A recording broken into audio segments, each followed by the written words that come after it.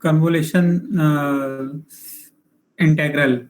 In last class, we discussed about the convolution sum. The convolution sum is a formula with the help of which we can find the output of an LTI system for any arbitrary input with the help of the impulse response of the system. And the system should be discrete in that case. Now, suppose if the system is a CT system, that is a continuous system, then we cannot apply the formula that is yn is equal to summation from k from -1 to plus infinity x of k into hn minus k. So that formula is only valid for discrete time signals. And if we have continuous time signal which is continuous in nature with respect to the time, then we have to apply a different formula. We know that the convolution sum which is applied for a discrete time signal. For example, here we have discussed this numerical problem that is for an infinite impulse response case, that is yn is equal to xn in convolution with hn, k from -1 to plus infinity xk into hn minus k. So this was the formula. So this is suitable only for discrete time signals because they exist only for the discrete instances. Now, suppose if we have a CT system, then we cannot apply this formula because in case of CT system, the summation is not valid as the time is continuous parameter in that case. So summation can be replaced by its equivalent, that is integration for a CT system. So this is the formula which is known as convolution integral, right? So this is known as convolution integral, that is yt is equal to xt in convolution with ht -1 to plus infinity, that is the limit of integration x tau multiplied by st minus tau d tau. So this is the formula that we used for finding the output of any CT LTI system, that is continuous time LTI system. The derivation of this formula is given in the book and it is very similar to that of the convolution sum. So that's why we are not discussing here it again. So all the steps are same. And even the steps which are involved in the solution of the numerical problem is also same. So it will also involve 5 different steps to solve the numerical problem.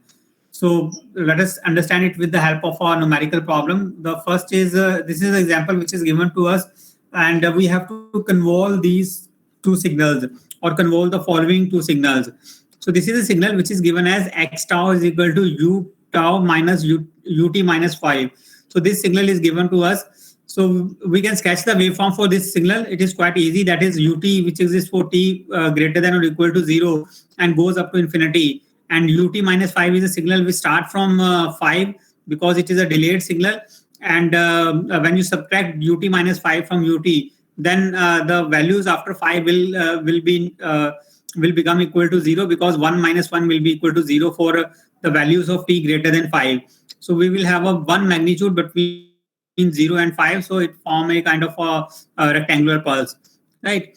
And the second signal which is given to us is a ht is equal to ut minus 2. So ut minus 2 start from 2 and it is a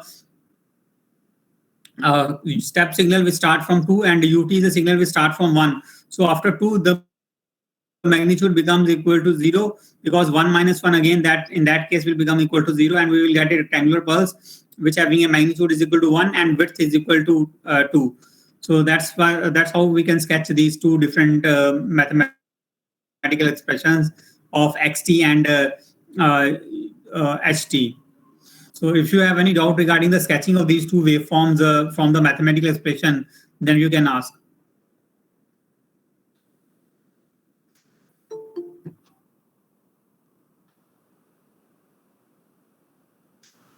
Is any question regarding the sketching of the waveform, how to sketch ut minus 5 or ut minus 2? No, sir. Okay. So 2 signals are with us. One is input signal, that is xt. Another is the impulse response signal ht. So this is quite similar to the case of convolution sum. जैसे discrete time signals में भी हमें एक xn दे रखा होता था और एक h of n दे रखा होता था. ऐसे ही continuous time systems में we have x of t and another signal is ht which is given to us. The only difference is that in case of continuous time signal, the parameter on the x-axis is continuous in nature, whereas earlier for the case of convolution sum, the x-axis parameter was a discrete parameter, right? So this is the only difference between the sketching of the waveform for xt and ht. So next step after sketching the waveform for xt and ht, next step is system. So h minus tau can be obtained from h tau by inverting the signal ht in time domain. So we have inverted the signal h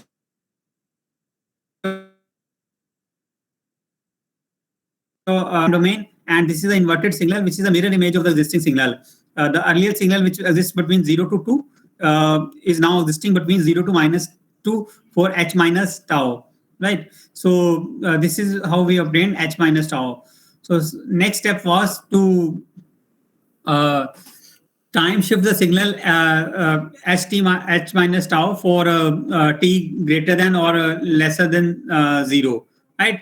So आपको ये step याद होंगे मेरे ख्याल से, क्योंकि पहले हमने कर लिए हैं, वही स्टेप्स हम इस पे भी अप्लाई कर रहे हैं जो कन्वोल्यूशन सम में थे. तो एक बार फिर से मैं रिपीट कर देता हूं जो स्टेप्स थे. स्टेप नंबर 1 जो था, sketch the waveform of xt and ht, right? So xt और ht की वेवफॉर्म स्केच करनी होती थी.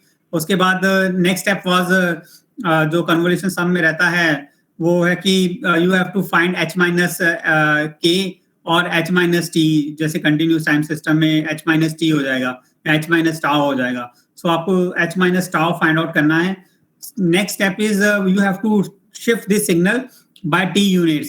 सो when you try to shift this signal by t unit to find ht minus tau, then it depend upon whether the shift is dependent upon whether the t is positive or negative. If t is greater than 0, that is the signal will be shifted towards the right hand side, it will be a delayed signal. And if t is negative, then the signal will be shifted on the left hand side and it is known as the advanced version, right? So after obtaining ht minus tau, that is a delayed signal, you have to multiply x tau with h tau, right? Or x tau with ht minus tau, and then you have to find the area under the curve, because now we are discussing integration. So ये main steps थे. हमने first step जो है वो कर लिया हुआ है. We have sketched the waveforms. Next step जो है वो भी हमने कर लिया है. We have plotted the h minus t or h minus tau. Now next step is to find ht minus tau, right? That is a delayed version of the signal. So we have to find ht minus tau, right? So let us assume that we have the value of t is negative, right? So if the value of t is negative, we know that the signal will be shifted towards the left hand side, and it is known as the advanced version of the signal. So the ht signal जो हमने पहले sketch किया था, which exists between 0 and minus 2.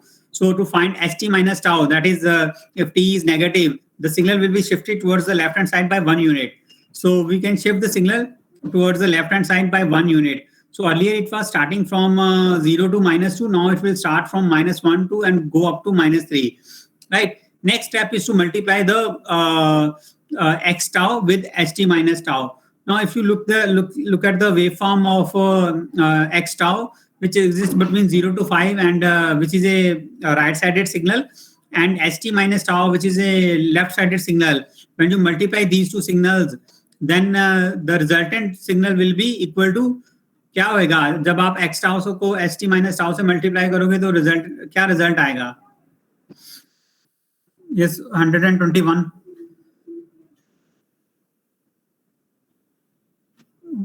121.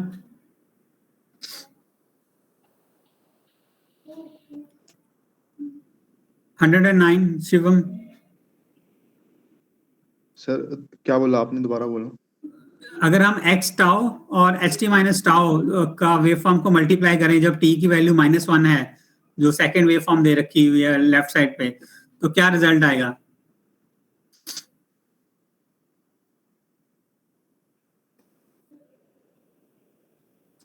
Left side पे ऊपर से दो waveform दे रखी है ना, अगर इन दोनों को मल्टीप्लाई करेंगे तो क्या रिजल्ट आएगा?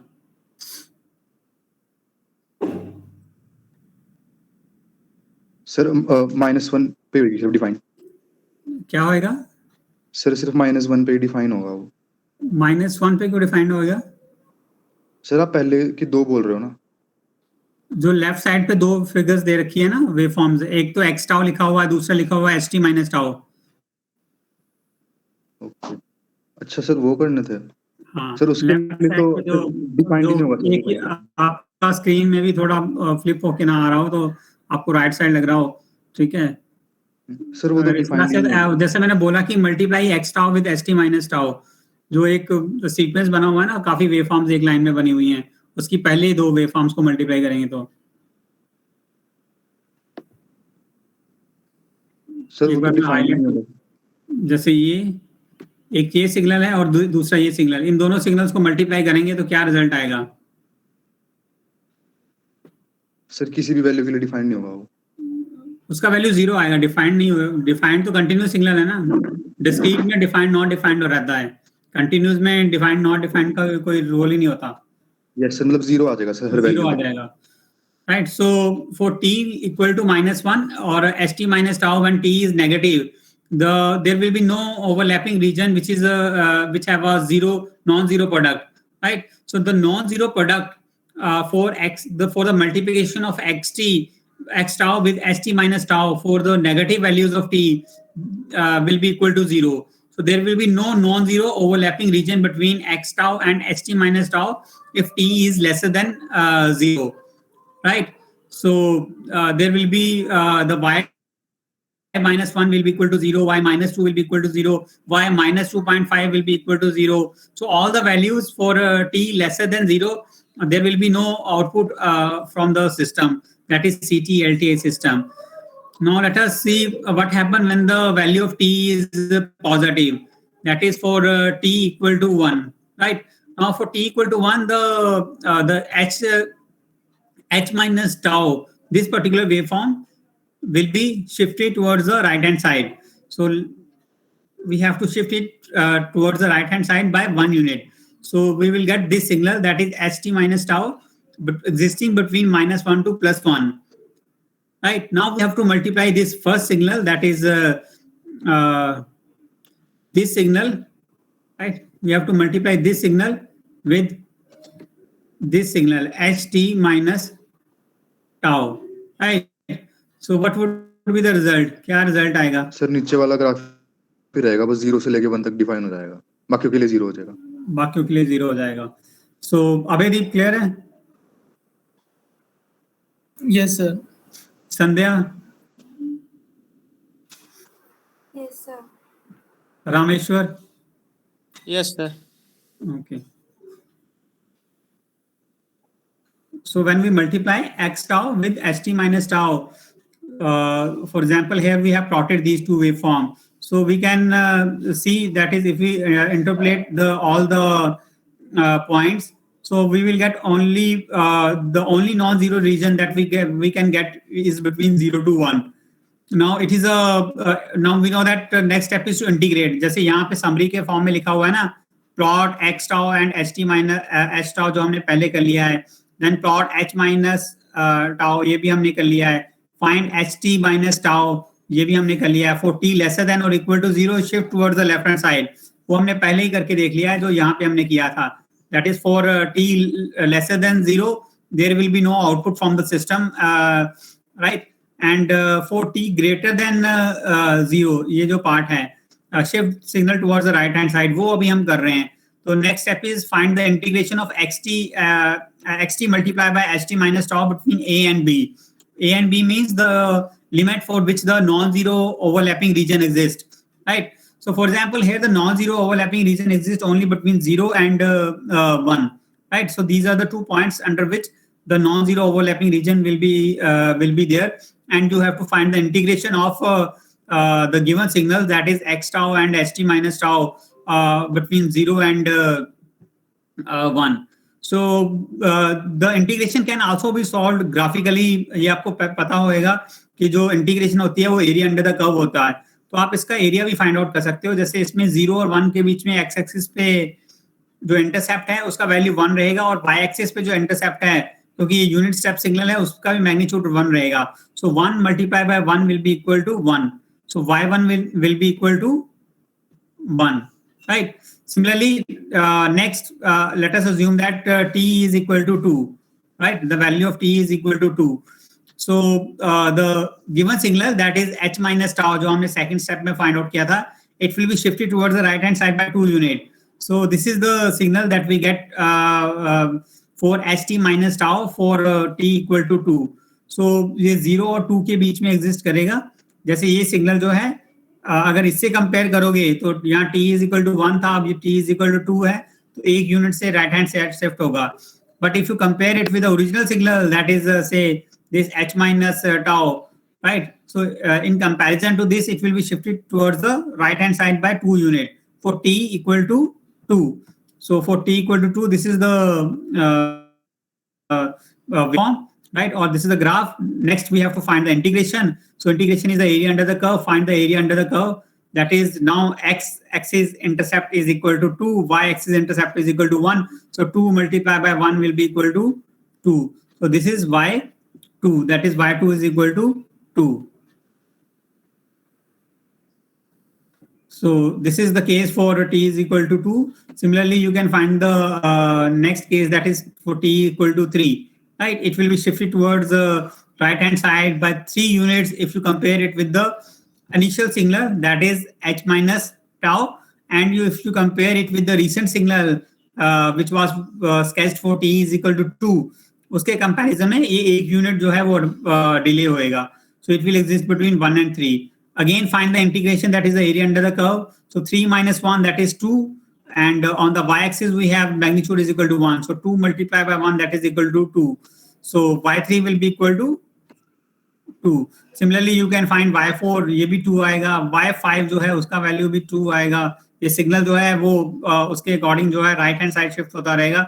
Finally, y6 will be equal to 1 because in case of y6, the non-zero overlapping region is this only up to 5, right? After t greater than 5, there will be a zero overlapping region or the product of the overlapping region will be equal to 0 because this is equal to 1, but here we do not have a signal after t greater than 5, right? So we will have only overlapping, non-zero overlapping region between 4 and 5. So the intercept on the x-axis will be equal to 1.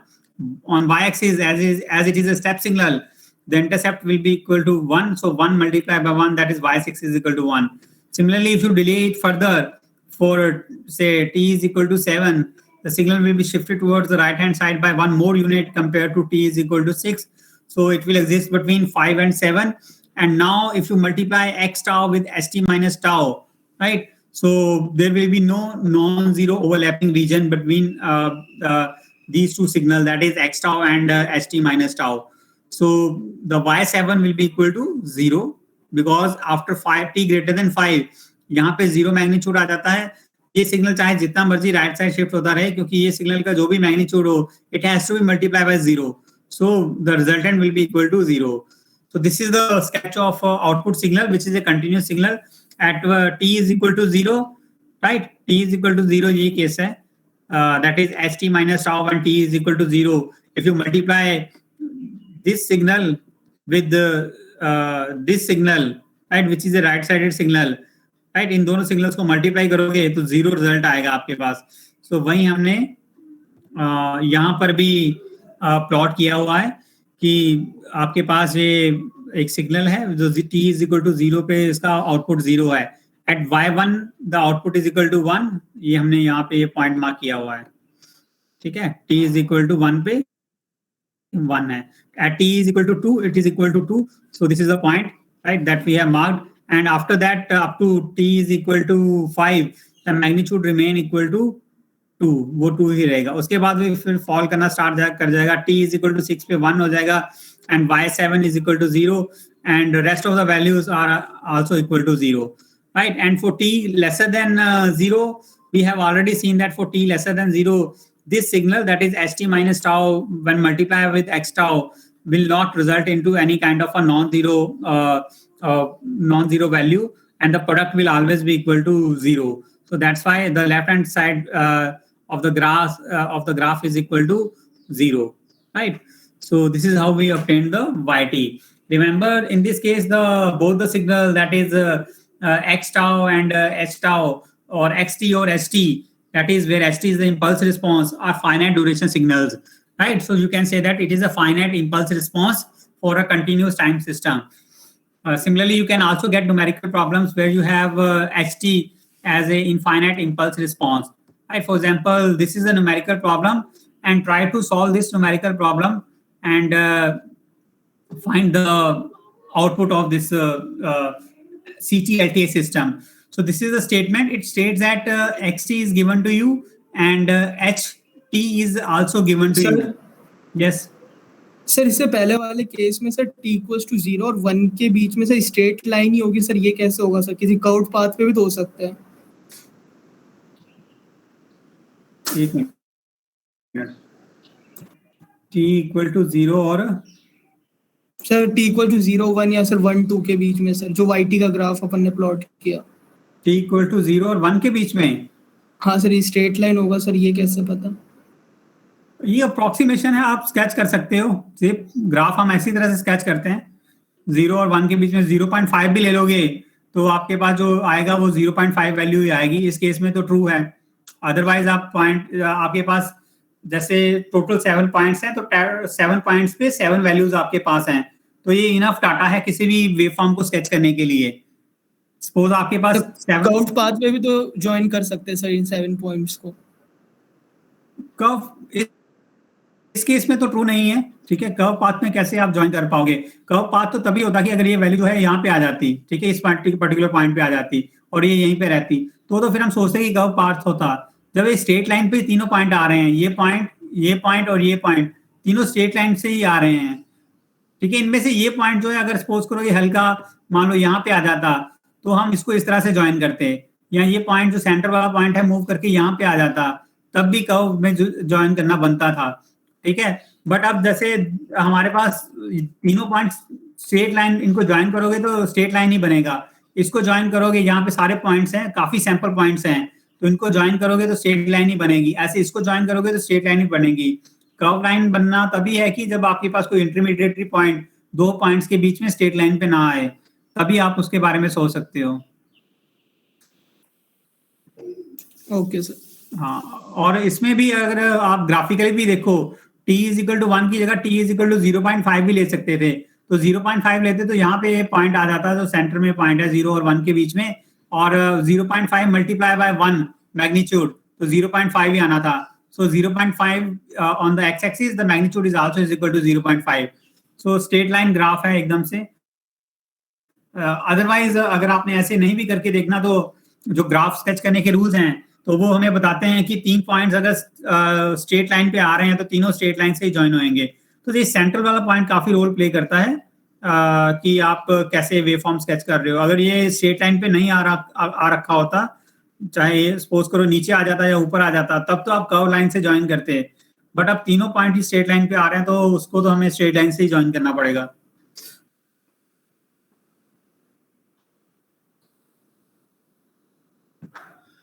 Right, so ये next numerical problem जो है infinite impulse response के लिए वही steps लगेंगे इसमें, तो आप इसको एक बार सॉल्व करके देखो। इसमें xt दे रखा है आपको और ht भी दे रखा हुआ है, दोनों सिग्नल दे रखे हुए हैं।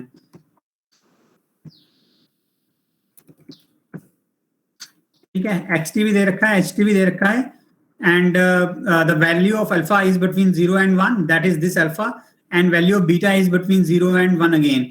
You have to find the response of the system, right?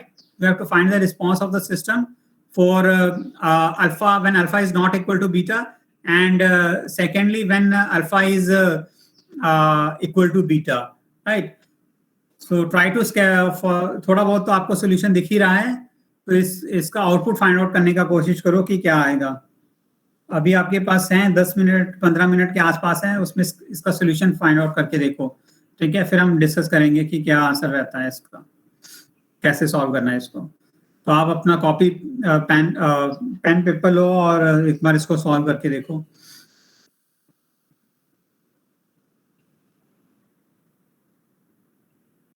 कोई कुछ क्वेश्चन पूछना तो आप पूछ सकते हो, कोई आपका डाउट हो इस क्वेश्चन के बारे में। वही सब स्टेप्स हैं, इसमें हमने एक एक करके ग्राफ नहीं प्लॉट करना, जैसे उस पुराने क्वेश्चन में किया था ना। इसमें इंटीग्रेशन सॉल्व करनी है, जैसे कन्वोल्यूशन सम के केस में भी हमने फाइनाइट के रिस्पांस के लिए तो सभी ग्राफ केसेस प्लॉट कर लिए थे। अब इनफाइनाइट इम्पल्स रिस्पॉन्स अगर हो तो आप इन्फिनिटी तक ग्राफ नहीं प्लॉट करते रह सकते, ठीक है।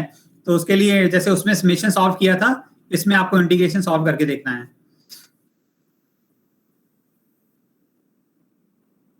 मतलब कि जो ये फॉर्मूला दे रखा है वाई टी का, इसको सॉल्व करना है with the help of integration. हम हमेशा के लिए ग्राफ प्लॉट नहीं करते रह सकते कि एस टी माइनस टाउ के लिए जो है वो टी माइनस इन्फिनिटी तक और टी प्लस इन्फिनिटी तक लेके जाएं, राइट। जो हमने पहले न्यूमेरिकल किया है ना, उसमें क्योंकि हमारे पास दोनों ही फाइनाइट ड्यूरेशन के सिग्नल्स थे, तो उस केस में हम जो है एच टी माइनस टाउ को अपनी मर्जी से जो है वो डिले करके देख सकते थे। जैसे एक केस तो हमारा बिल्कुल ही ईजी हो गया, फॉर टी लेसर देन 0 जो है वो हमें को सॉल्व करने का जरूरत ही नहीं है। और टी ग्रेटर देन 5 के लिए भी हमें ये टी ग्रेटर देन 7 के लिए भी हमें सॉल्व करने की जरूरत नहीं पड़ रही थी। तो हमारे जो नंबर ऑफ ग्राफ्स थे वो कम हो गए थे। पर अब नेक्स्ट न्यूमेरिकल प्रॉब्लम में क्योंकि इनफाइनाइट इम्पल्स रिस्पॉन्स दे रखा हुआ है, तो ग्राफ जो है वो किसी भी डायरेक्शन में जो है इन्फिनिटी तक जा सकते हैं, ठीक है। तो इसको हम इंटीग्रेशन से ही सॉल्व करेंगे। जो ये फार्मूला दे रखा है, we have to solve the integration rather than solving it graphically, we have to solve it analytically. So try to solve this numerical problem and आप 10 मिनट के आसपास का टाइम ले लो, उसके बाद फिर हम इसका सॉल्यूशन डिस्कस करते हैं। अगर आपका कोई क्वेश्चन हो तो आप पूछ सकते हो।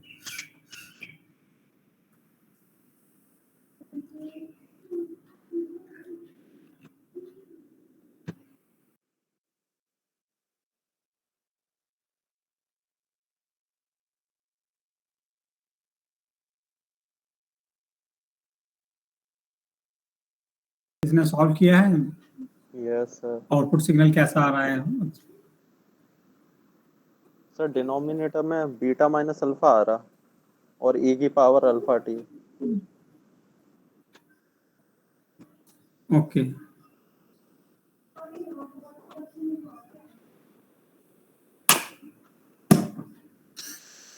और कोई किसी ने किया हो?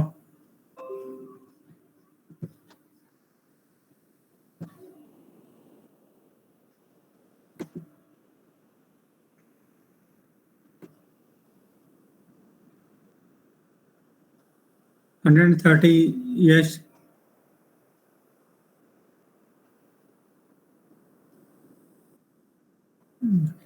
बिल्कुल भी ट्राई नहीं किया है या थोड़ा और ट्राई करके देखा है? कहाँ तक किया है?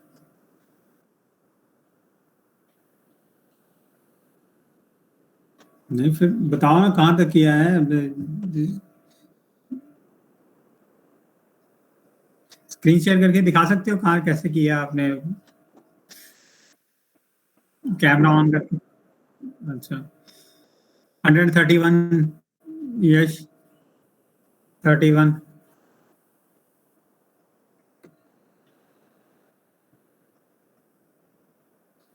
स्वयं, 118। Yes sir. हाँ जी, स्वयं किया आपने, देखा कैसे करना है इसको? सर इंटीग्रेशन नहीं हो रहा है। इंटीग्रेशन नहीं हो रहा। और टी लेसर देन 0 और टी ग्रेटर देन 0 दोनों में से कोई केस करके देखा है? नहीं ये सर, बाकी वो- स्टूडेंट को बिल्कुल लेफ्ट मत करें, ऐसे नहीं कोई आंसर नहीं दिया तो, क्योंकि उसके बाद सोल्यूशन डिस्कस करना है, कम से कम सोल्यूशन देख पाएंगे। अभी मत जो लेफ्ट कर गए 4 स्टूडेंट और मत लेफ्ट करते जाना। हाँ जी, स्वयं बताओ। सर बीच में इंटीग्रेशन में अटक गया। टी लेसर देन और टी ग्रेटर देन 0 2 केसेस बनेंगे ना, तो दोनों में से कोई एक केस करके देखा सॉल्व?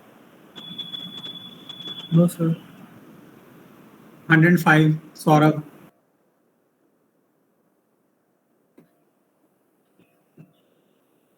101 संचित,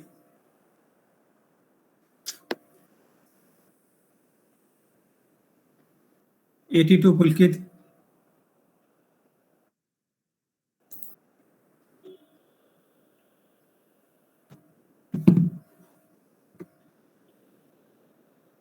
प्रियांश 80,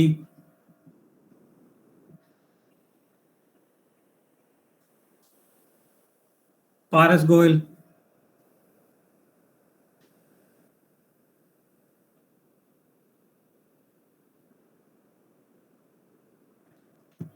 ठीक है, चलो एक बार देखते हैं कैसे करना है। तो हमने सबसे पहले, क्योंकि फॉर्मूला रहता है y t is equal to x t in convolution with h t, this is the sign of convolution, right? So yt is equal to xt in convolution with st. The detailed expression of the convolution integral is yt is equal to minus infinity to plus infinity x tau multiplied by ht minus tau d tau. So let us replace t with tau. So we have replaced t with tau, and we will get exponential function minus alpha tau and u of tau, and h tau is equal to h minus beta tau multiplied by u of tau. So ये हमें मिल जाएगा ये function. We have replaced t with tau. So next step is to sketch the waveform e raised to power minus alpha t or e raised to power minus alpha tau multiplied by u tau. So this is a step signal. It exists only for t greater than 0. So this signal will exist only for the right-sided values of the t. So this is the graph. It is a decaying function. Why it is decaying? Because it is given here that alpha is greater than 0. It is not lesser than 0, right? Its value is between 0 and 1. So that's why it is a decaying function. Then we have a second thing, that is exponential function minus beta into tau. So we will have again a decaying function here, right? So this is how we have plotted h tau. Now next step is to find the convolution. So the formula is yt integration from minus infinity to plus infinity x tau multiplied by ht minus tau d tau. So it exists between these two signals, exists between that is this signal and this signal, both exist between 0 and 1 because they are greater than 0, sorry. So because they are in the form of step signal, right? So e raised to minus alpha tau multiplied by u tau, e raised to minus beta t minus tau ut minus tau. Right, now let us assume that the case when t is lesser than 0, the signal will be shifted towards the left hand side. So this is ht, right, or h tau. So we have obtained h minus tau from this ht by inverting the signal. So this is a signal that is h minus tau.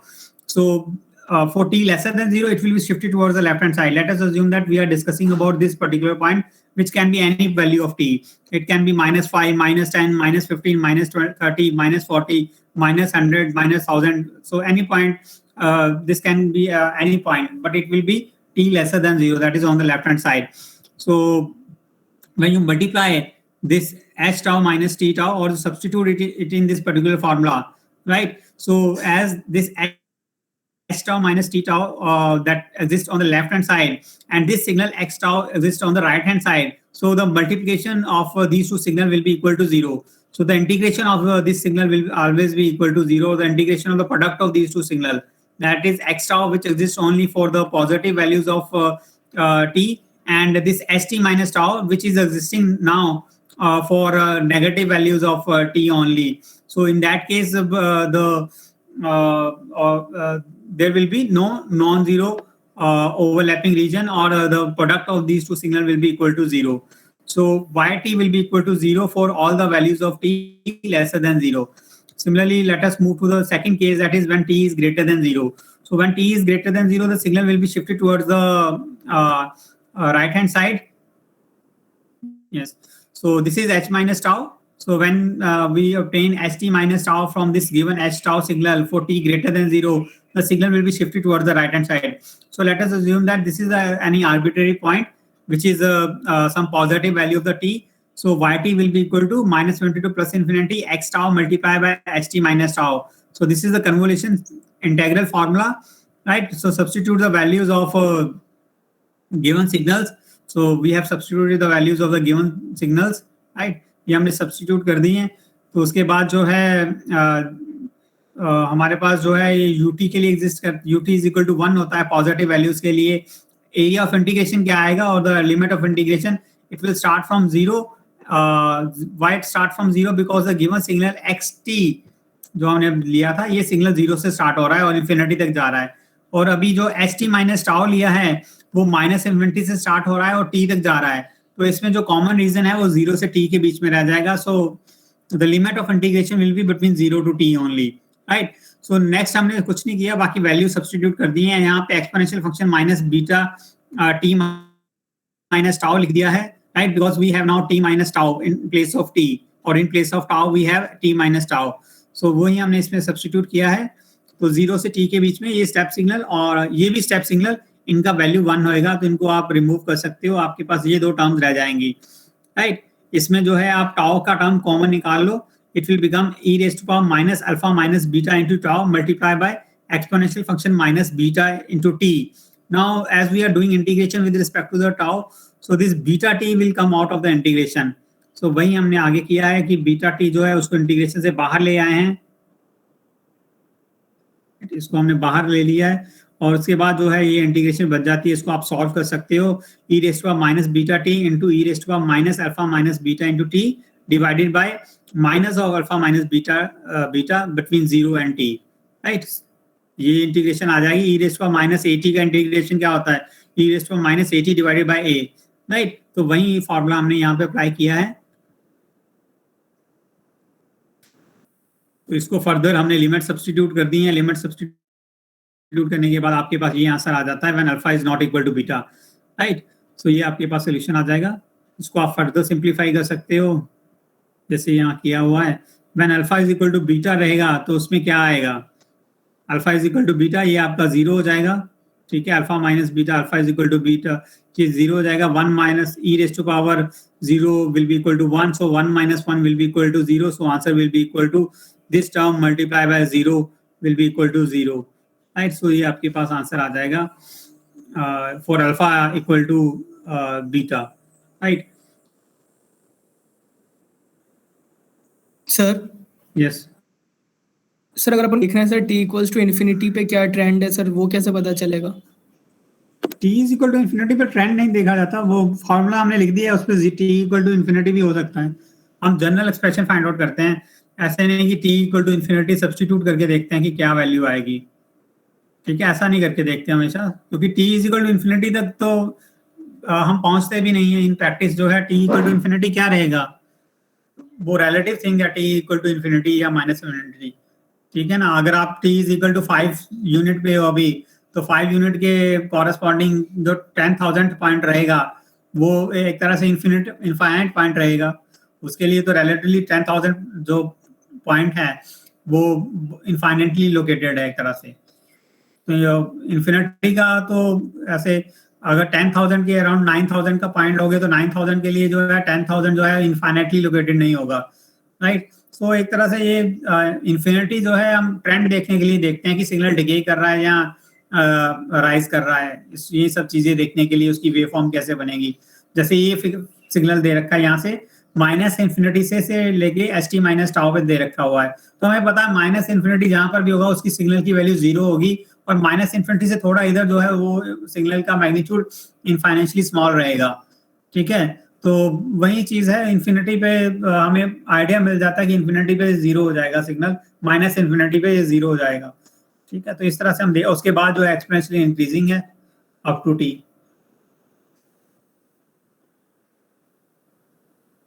Yes, any other question?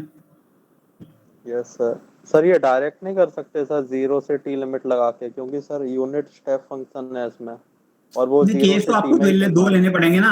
ht को आपको shift करना पड़ेगा. ht minus tau, जो ht minus tau है जो t है वो positive और नेगेटिव दोनों हो सकते हैं. इस न्यूमेरिकल प्रॉब्लम में सीधा लगाने से भी सॉल्व हो जाएगा, क्योंकि t लेसर देन 0 के लिए हमारे पास जो xt और ht माइनस टाउ है इन दोनों का जो प्रोडक्ट आ रहा है वो 0 आ रहा है, ठीक है. बट बहुत सारे न्यूमेरिकल प्रॉब्लम ऐसे भी रहेंगे यहाँ पे t लेसर देन 0 के लिए भी सिग्नल एग्जिस्ट करेगा, t ग्रेटर देन 0 के लिए भी सिग्नल प्रोडक्ट जो है वो एग्जिस्ट करेगी. तो जैसे t लेसर देन 0 के लिए प्रोडक्ट एग्जिस्ट किया तो इंटीग्रेशन को आप फिर आपको लिमिट चेंज करना पड़ेगा. वो माइनस जहां से भी वो स्टार्ट हो रही है उसकी नॉन जीरो प्रोडक्ट, मान लो -5 से लेके t तक हो रही है तो -5 से t तक आ जाएगा. अगर -70 से t तक हो रही है तो -70 से t तक आ जाएगा. वो आपको लेके देखना पड़ेगा. वो इस केस में आप ले सकते हो जैसा आप बोल रहे हो, इसके लिए ट्रू रहेगा क्योंकि t लेसर देन 0 के लिए दोनों का प्रोडक्ट 0 हो जाता है. तो आप इंटीग्रेशन अगर 0 से t तक भी सॉल्व करके देखते हो तो आंसर सेम ही आएगा. Okay sir. Any other question? Sir alpha equal to beta पे नॉट डिफाइंड होगा ना? दूसरा वैल्यू डिनोमिनेटर में भी 0 आ रहा है क्या? Yes sir. अगर ऐसा है तो फिर वो आपको एल हॉपिटल रूल लगाना पड़ेगा फिर सॉल्व करने के लिए। मैंने करके नहीं लगा, मेरे को लगा कि वो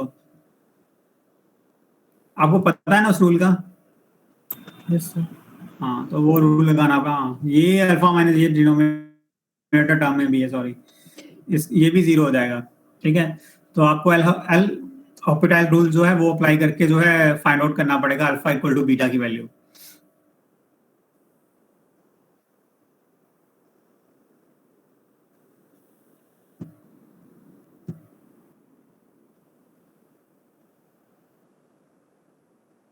और कोई क्वेश्चन हो? Excuse me sir. हाँ जी रोहन। सर नहीं, वो शिवम। आप स्लाइड अपडेट कर देना सर प्लीज आज। हाँ, सब बाकी सब तो मैंने कर दी। आज का लेक्चर रह गया बस मेरे ख्याल से, बाकी तो मैंने कर दी थी संडे को। हाँ जी सर। इसका भी ये भी कर दूंगा मैं। इसके बाद हम प्रॉपर्टीज डिस्कस करेंगे, प्रॉपर्टीज ऑफ एलटीए सिस्टम्स, क्योंकि हमने कन्वोल्यूशन सम और कन्वोल्यूशन इंटीग्रल दोनों की दो एग्जांपल जो है वो क्लास में स्टडी कर लिए और थ्योरेटिकल कंसेप्ट भी जो है वो डिस्कस कर लिया है। इनकी और ज्यादा कॉम्प्लेक्स न्यूमेरिकल प्रॉब्लम जो है वो ट्यूटोरियल्स में हम लोग जो है वो डिस्कस करेंगे। जो आपके 2 ट्यूटोरियल्स इस बार लगने हैं, और जो लास्ट टाइम जिनका ट्यूटोरियल स्किप हो गया था वो दोनों ग्रुप को ज्वाइन कर सकते हैं। एक ग्रुप का ट्यूटोरियल जो है फ्राइडे को आई थिंक नहीं लग पाया था, वो थर्सडे को जो दो ट्यूटोरियल्स रहते हैं उनमें स्टूडेंट्स को ज्वाइन करें। तो इसके और ज्यादा न्यूमेरिकल प्रॉब्लम रहेंगे। ये जो क्वेश्चंस हैं कन्वोल्यूशन सम और कन्वोल्यूशन इंटीग्रल, तो ये ज्यादातर जो है 5 नंबर के आसपास का क्वेश्चन बनता है सेशनल्स में, और फाइनल में भी डिपेंडिंग अपॉन की कितना कॉम्प्लेक्स है तो 5 से 7 नंबर का बनता है।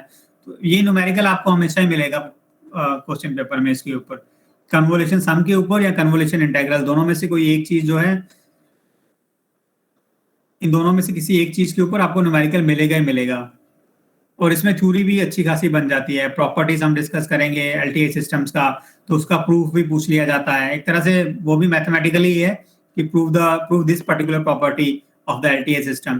तो एक तरह से वो भी मैथमेटिकली है, प्रूफ करना भी, वो भी डेरिवेशन सी रहती है, बट फिर भी उसको न्यूमेरिकली की कैटेगरी में नहीं डाला जाता। तो आपको न्यूमेरिकल पक्का इस पे मिलेगा 5 नंबर का। 5 से ज्यादा उसी केस में हो सकता है कि अगर न्यूमेरिकल बहुत ज्यादा कॉम्प्लेक्स हो, तो ज्यादातर 5 नंबर की वेटेज रहती है। अगर बहुत ही सिंपल न्यूमेरिकल है, वैसे तो सिंपल इसमें स्टेप्स तो सभी में इन्वॉल्व रहेंगे, तो ज्यादातर अगर बहुत ही सिंपल है तो 3 नंबर तक उसका जो वैल्यू है वो मार्क्स की जा सकती है। अदरवाइज ज्यादातर 5 नंबर का न्यूमेरिकल आपको फाइनल में भी और सेशंस में भी देखने को मिलेगा इसके ऊपर।